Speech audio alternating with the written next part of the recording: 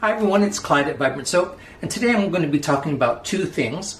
One is the soap itself, and I'm going to be making a Spearmint Eucalyptus soap that smells just wonderful. But I want to show you this tree that lives right next door to me, and I looked at it for inspiration and noticed that there's some reds in there, especially the flowers, and the leaves look really great. And this has a lot to do with my other topic today too, is that contemplating nature can be a very soothing thing. And I want to talk about the zen of soap making. It sounds really kind of funny, but people have, and I have to thank you for this, people have said, I really love watching the videos because you're so calm and it helps me to be calm. And I want to teach you, I guess, some of the things, the techniques that I use to stay calm too, especially when there's such a fierce thing going on around us. What can ground us and what can make us feel better. And I'll be talking about it through the soap making this time. And a lot of it just has to do with taking in the experience. And Zen is kind of defined as active meditation. So if you know your craft really, really well, you don't have to be as uptight about it as someone that's done soaping before, because it is very important to get a little uptight because it helps us to be safe and it helps us to measure correctly. So one of the most desperate parts of this soap making for me is making sure everything is measured correctly. And once that is done, I can just get lost in the experience and have this like Zen experience with soap making. So let's get started with it right now. So at this stage, I can just really take in the beauty of this oil. I don't have to worry about it being measured anymore. I measure everything really carefully, so I can really just get into the process. And even that was done, for the most part, ahead of time. This frees me to really concentrate on what the materials are doing, what the ingredients are doing, and I find that I'm more ready for unexpected surprises this way, and I have the experience of all those times where things have kind of gone south, and I know what to do and I can trust in that. So I'm basically on hyper awareness, and I can really sort of do a take in the experience and meditate and still be aware at the same time. It's not like being asleep at the wheel, but anything that's going to happen from now on is going to happen, and I can be sort of the administrator of that and enjoy the process. It's a kind of right-left brain thing too, and it's sort of destroyed for me because I have to talk through the experience, which pushes that on the left side of the brain. But I've been doing this so long too, I'm kind of on self or autopilot and still not really ruin the process for me.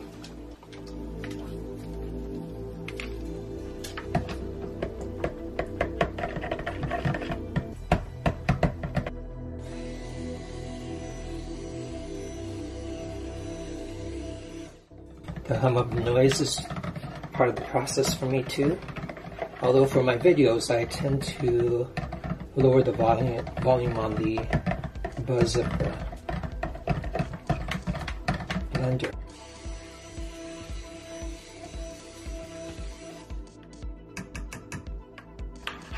It's emulsified. I'm going to add my fragrance.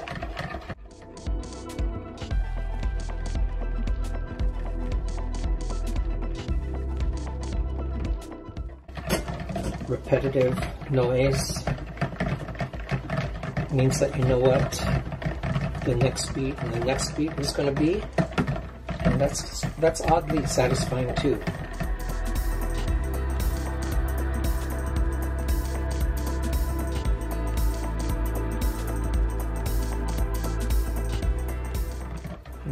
is emulsified. Small amounts first.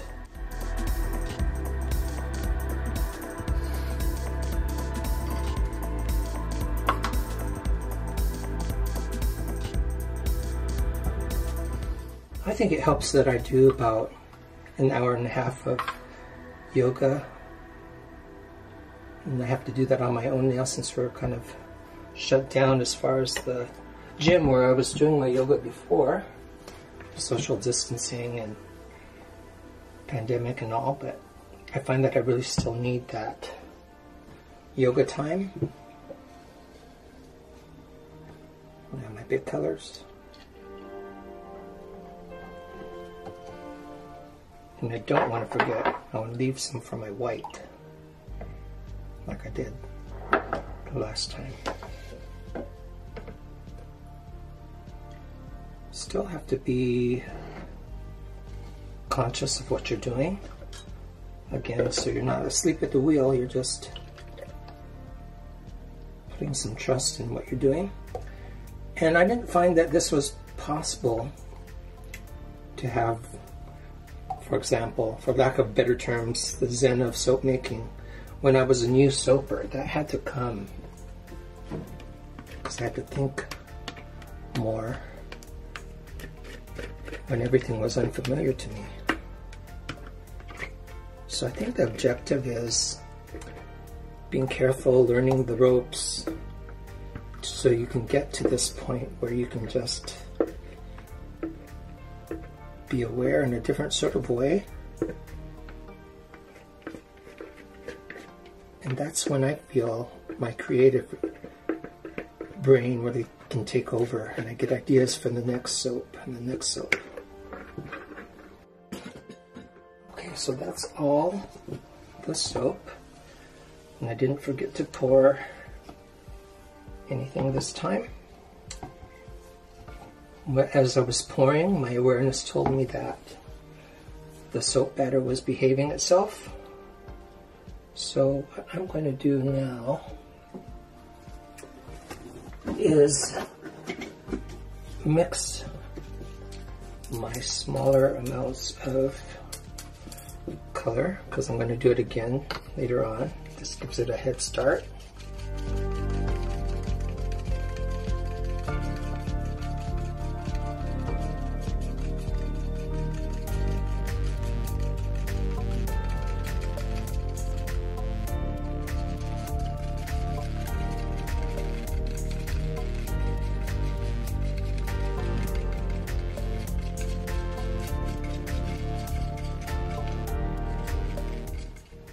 Fluid.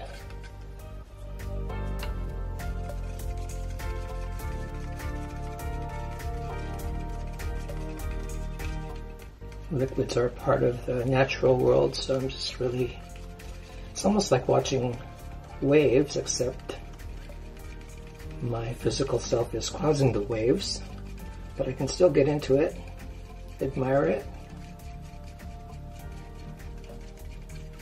and it lowers my anxieties about things that could possibly go wrong. And now let's make sure that I pour my titanium dioxide into this bit. And I learned from the last time that I really have to have a cup that I can stick my blender in so that I don't get little dots of unprocessed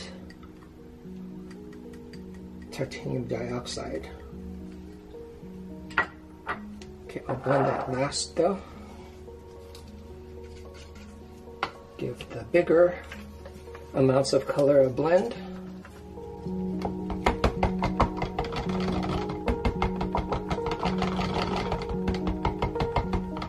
We tap our blenders on the bottom of our container so that the bottom of the blender doesn't trap a bunch of air and add a lot of bubbles to the batter.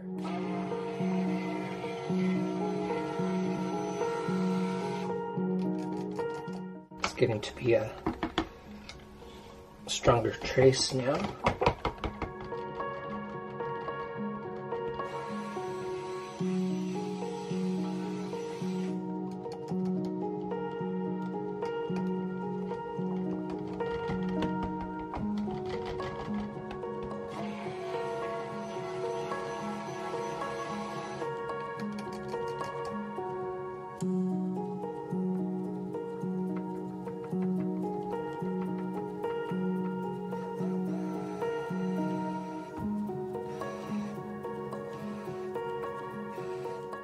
I'm tilting the blender in different angles so that it pulls down the top amount of batter.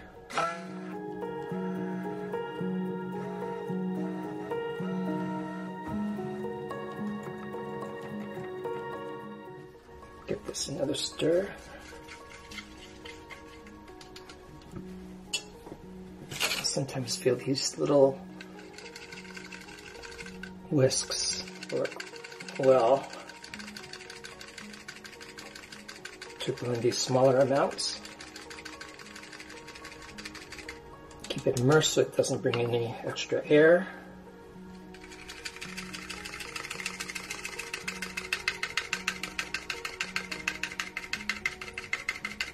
You also can't blend this fast with a paddle shape of those popsicle sticks. It would make the soap jump out of the cups.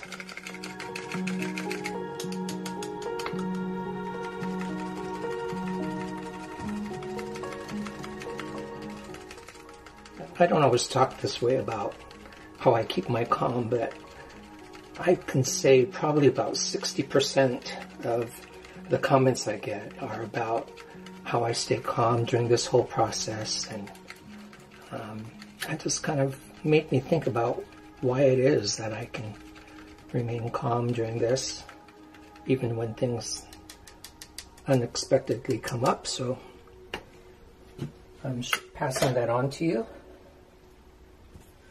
I don't want this little bit of green in there. Okay, so I'm getting ready to pour. I just wiped out my original bowl because I want to use it to pour my soaps in. It's a little thick. Let's get maybe half of this in there.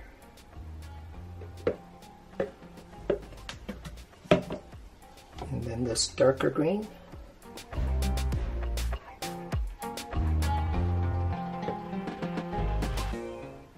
Circles. This is more of a turquoise green.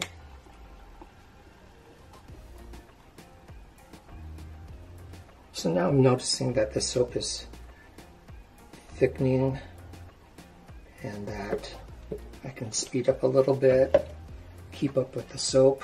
Let's get some of this white in there.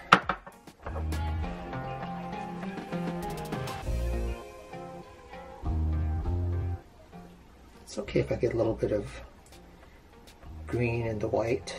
Let's do about that much.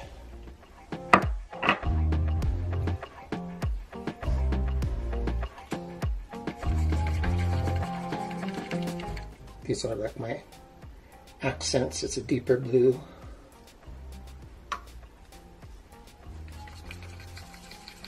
And a darker green. This is my hunter green from Micah's and More.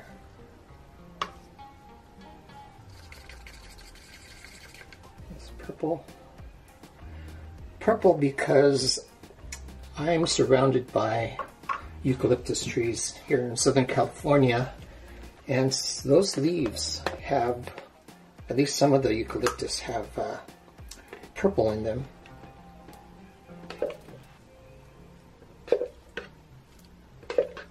Getting almost all the color out, just I need a little bit for the top.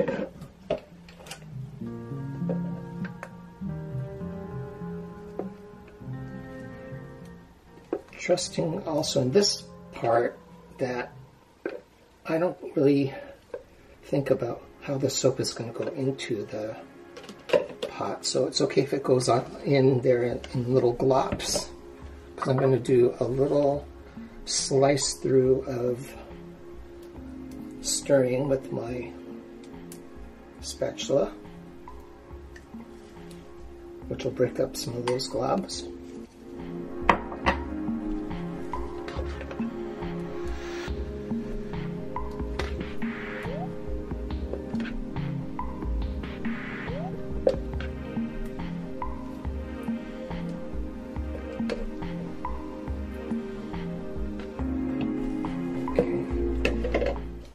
Let's get the rest of these small cups of color in there. Actually, I'm going to keep a little bit for the top.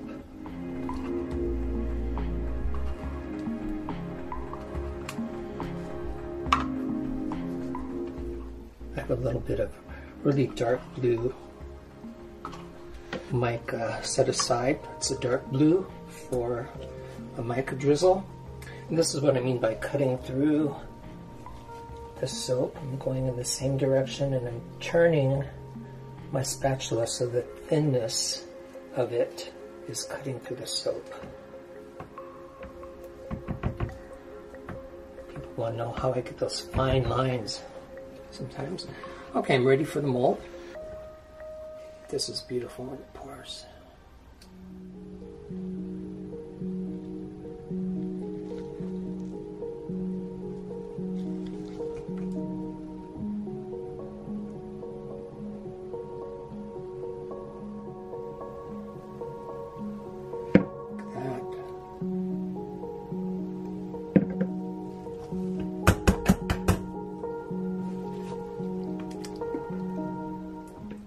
So the soap is mounded in the middle, so when I scrape the bowl, I'm trying to put it in those low spots. And the smell of spearmint and eucalyptus is so wonderful.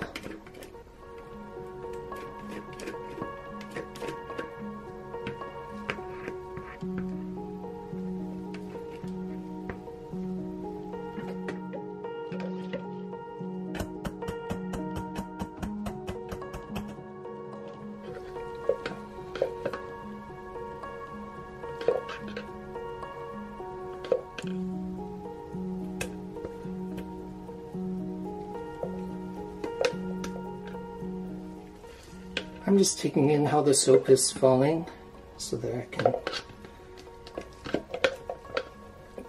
get a nice line of color for the type of swirl I want to get.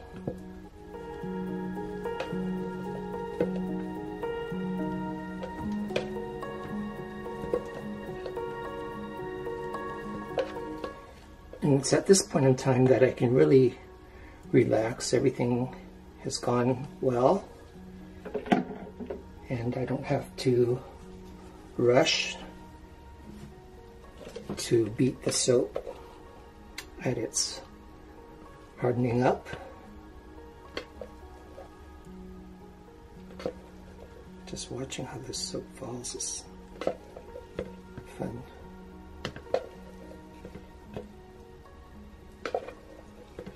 Really relaxing.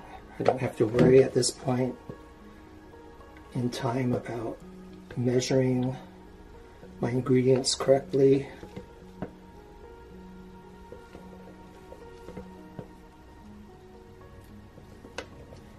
I don't have to worry about raw lye being around. It's still active, of course, so I have to be careful, but I don't have to worry about unincorporated lye, which is when it's at its strongest. And I've got my gloves, and I've got my goggles on.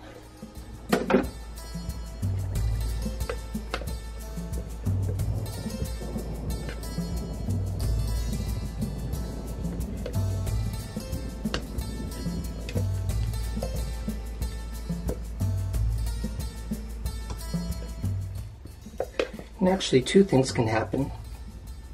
Either you are so oblivious because you're just kind of asleep at the wheel that you forget something, or I think that's what happens to me when I get into it. Or you can have so much anxiety that the same sorts of things happen, where you forget things or you get kind of nervous about the process. That's not good either.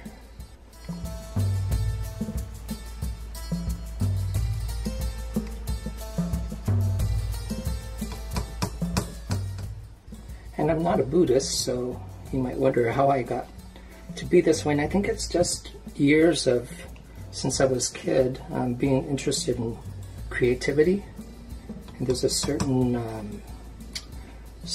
like a hypnotic or how could you explain this? There's a certain kind of zenness or meditation that goes into the process, and all those alone times where I just could draw. Of course, drawing, you don't have to worry about anything because nothing's gonna be unsafe for the most part, and you can take your time. You could put line by line into your drawing. So I think that's kind of what trained me to just be into the process.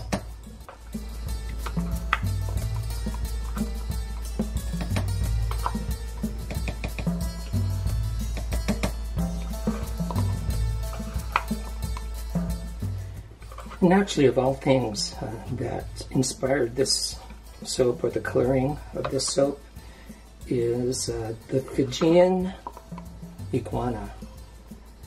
And I had two pet iguanas, and they're just such neat little souls. But when I went to the zoo and saw the Fijian iguana, it is beautiful. It's turquoise and green, basically, with some white.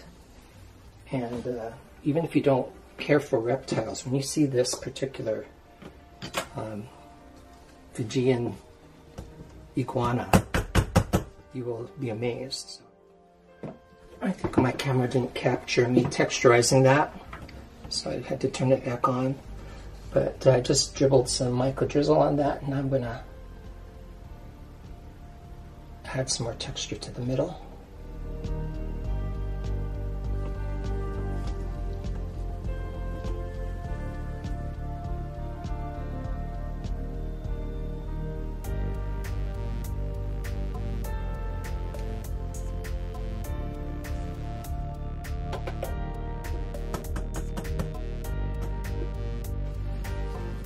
Clean up the sides.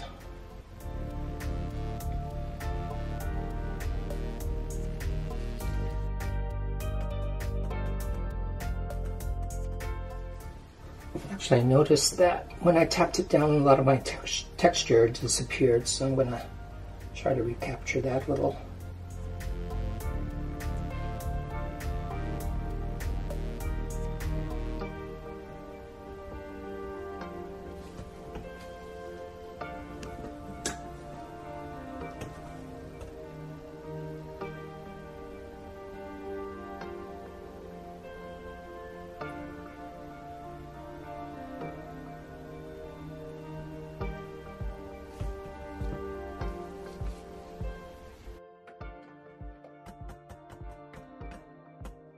There, okay, so we'll bring you back for the cut.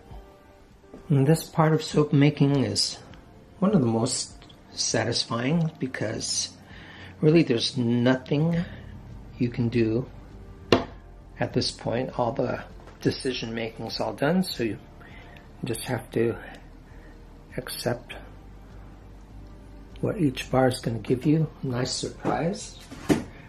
Take that all in.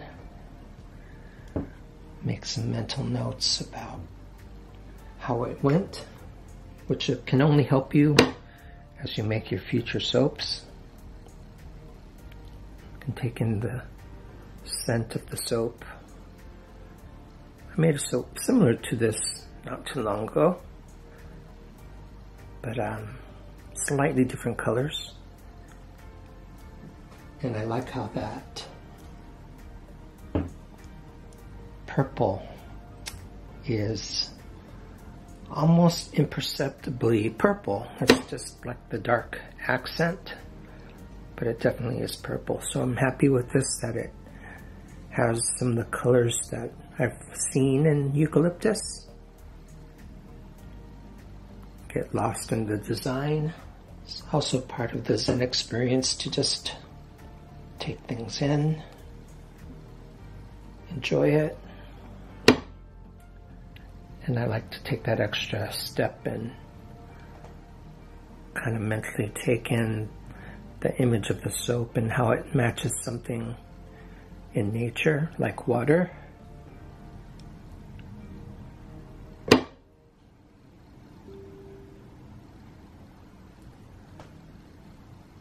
And it's a lot about taking yourself out of the equation too, and just immersing yourself in what's around you. So for that reason, I think I'm just gonna cut the soap and let you watch until I get to the end.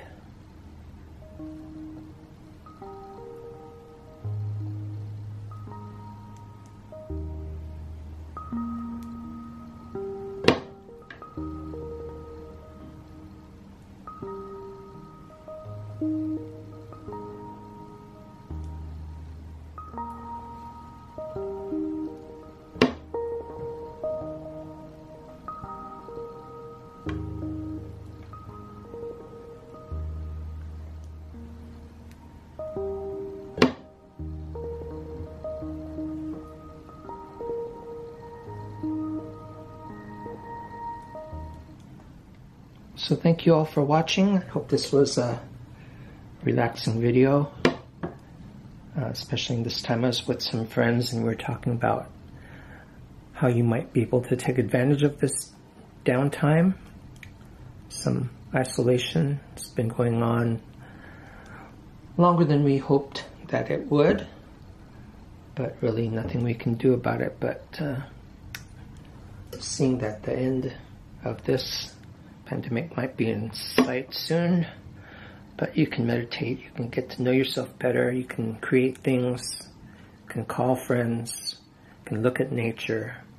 Hopefully you're in an area where you can take some walks, take in some nature, even if you have to go to YouTube or online to look at some beautiful things, because I want you to be well and take care of yourselves.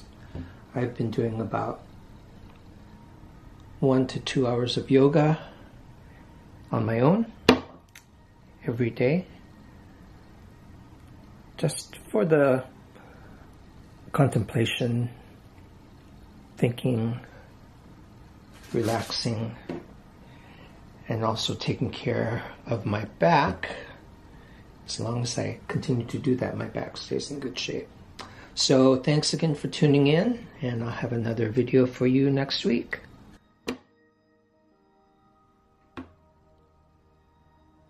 Okay, bye everyone.